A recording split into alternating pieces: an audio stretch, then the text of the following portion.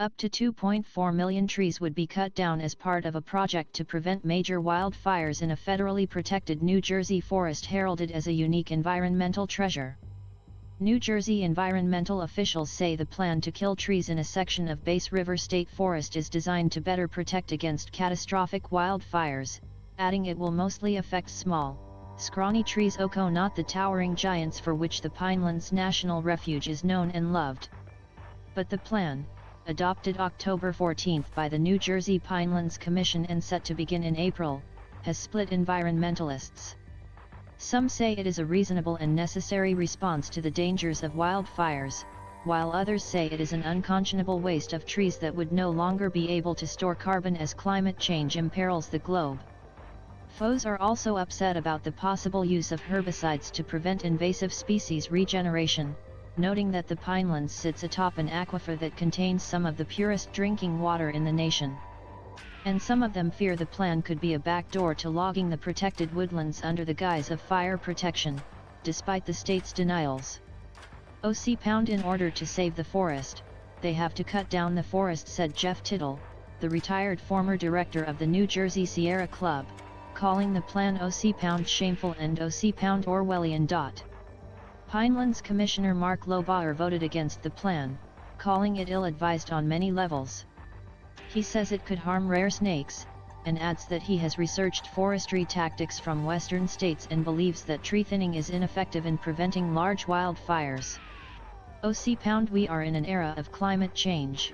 It's incumbent on us to do our utmost to preserve these trees that are sequestering carbon, he said. If we don't have an absolutely essential reason for cutting down trees, we shouldn't do it. The plan involves about 1,300 acres, 526 hectares, a minuscule percentage of the 1.1 million acre, 445,150 hectare, Pinelands Preserve, which enjoys federal and state protection, and has been named a unique biosphere by the United Nations. Most of the trees to be killed are 2 inches, 5 centimeters, or less in diameter, the state said. Dense undergrowth of these smaller trees can act as ladder fuel, carrying fire from the forest floor up to the treetops, where flames can spread rapidly and wind can intensify to whip up blazes, the State Department of Environmental Protection said in a statement. A Pinelands commissioner calculated that 2.4 million trees would be removed by using data from the Stadiaco's application, multiplying the percentage of tree density reduction by the amount of land affected. The department would not say whether it believes that number is accurate, nor would it offer a number of its own. But it did say the total number of trees thinned could be significant. This is like liquid gasoline in the Pinelands, said Todd Wyckoff, chief of the New Jersey Forest Service, as he touched a scrawny pine tree of the type that will most often be cut during the project. I see a forest at risk from fire. I look at this as restoring the forest to more of what it should be. Tree thinning is an accepted form of forest management in many areas of the country, done in the name of preventing fires from becoming larger than they otherwise might be, and is supported by government foresters as well as timber industry officials.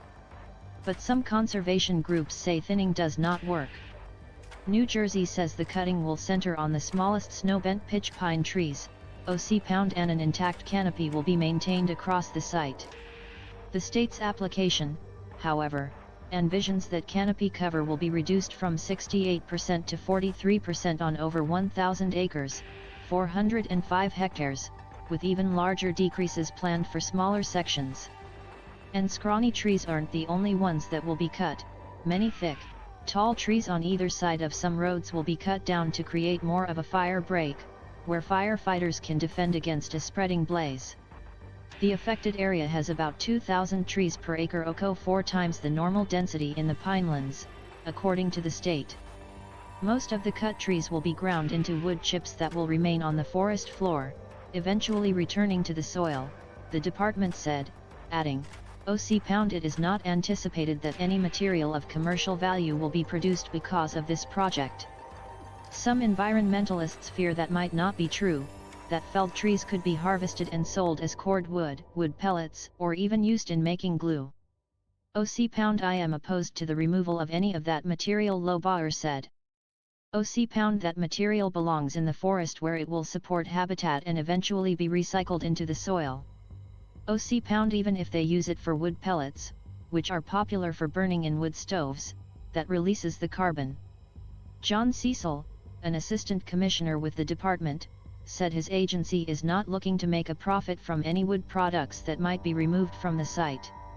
But he said that if some felled trees OC could be put to good use and generate revenue for the taxpayers, why would not we do that? If there is a way to do this that preserves the essential goals of this plan and brings some revenue back in, that is not the end of the world. Maybe you could get a couple fence posts out of these trees.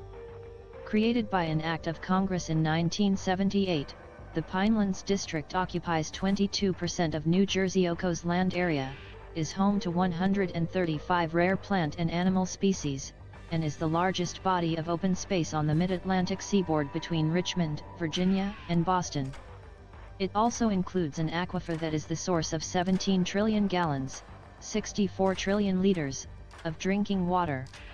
OC it is unacceptable to be cutting down trees in a climate emergency, and cutting 2.4 million small trees will severely reduce the future ability to store carbon, said Bill Wolfe, a former department official who runs an environmental blog. Carlton Montgomery, executive director of the Pinelands Preservation Alliance, supports the plan. The group said opponents are using the number of trees to be cut OC to elicit shock and horror, saying that by focusing on the number rather than size of trees to be cut, they OC are quite literally missing the forest for the trees. The resulting forest will be a healthy native pine barrens habitat. This story corrects the name of agency in paragraph 13 to New Jersey Forest Service, not Forest Fire Service. Follow Wayne Perry on Twitter at www.twitter.com/WaynePerryAC.